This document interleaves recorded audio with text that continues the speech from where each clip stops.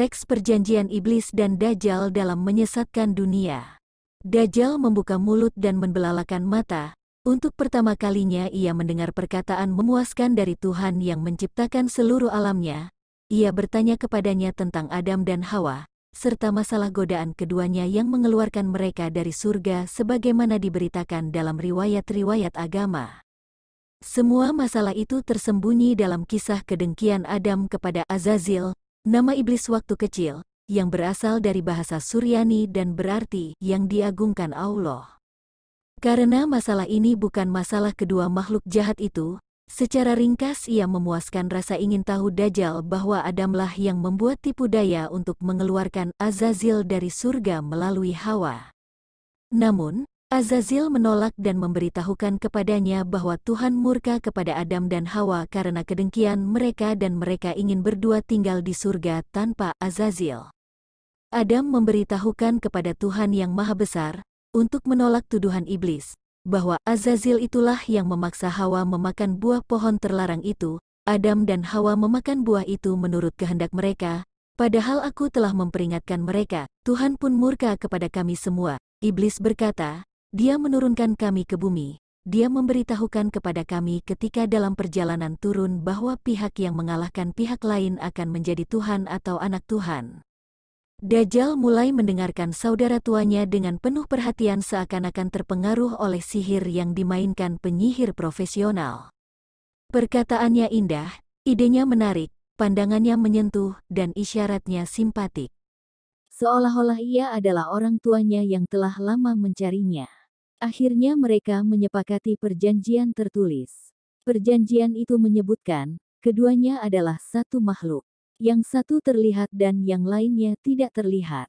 Tujuan persahabatan itu adalah menghancurkan Islam dan kaum muslim, menegaskan dan menampakkan kesalahan yang maha besar yang telah tua renta, dan menjelaskan bahwa orang-orang Yahudi adalah umat terbaik yang diutus kepada manusia, bukan kaum muslim yang memiliki sifat Dajjal.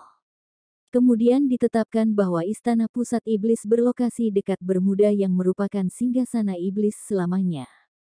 Singgasana itu dibangun berdasarkan metode ilmiah dan teknik fisika yang mendahului dunia jin dan hanya bisa dicapai oleh segelintir manusia. Sebuah kota sempurna sebagian terendam di dalam air dan sebagian lagi berada di atas permukaan air. Kota itu seakan-akan sebuah benteng yang bagian atasnya terapung dan dapat dipisahkan dari bagian bawahnya berupa kota tetap yang dilindung dengan penyinaran dan energi. Rajanya yang bersemayam di atas singgasana adalah penduduk Pulau Laut Timur yang mengendalikan bola bumi sampai tiba saatnya keluar yang sebenarnya. Adapun rincian perjanjian dan langkah-langkah kerja akan dijelaskan dalam pertemuan-pertemuan khusus kita yang sangat rahasia dan dicatat dengan perangkat peka yang merekam pembicaraan. Kita adalah satu, kita merupakan sekutu Tuhan kita dalam kekuasaan. Tertanda, Raja Yahudi yang ditunggu-tunggu dan dijanjikan kerajaan 1000 penduduk. Raja Jin dan Setan yang terusir secara zalim karena Adam terkutuk dan anak cucunya yang tidak mengikuti kami.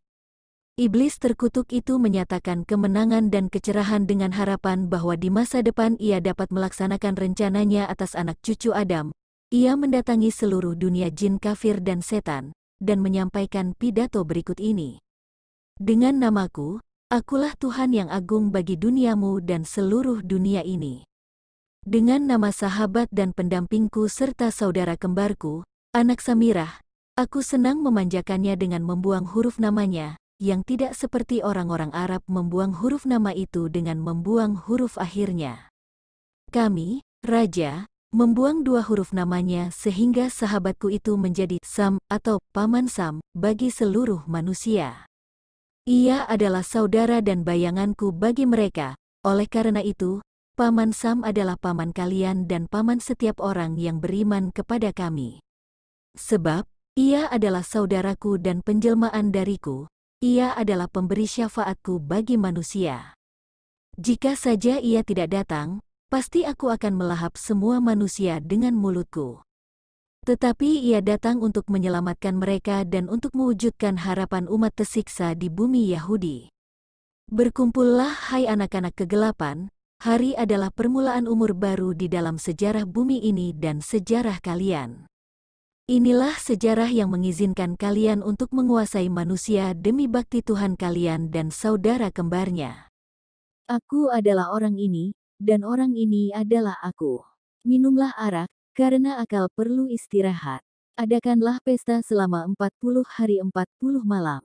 Setelah itu, kalian akan meninggalkan saudara kembarku yang akan pergi memerintah manusia dan menggantikanku.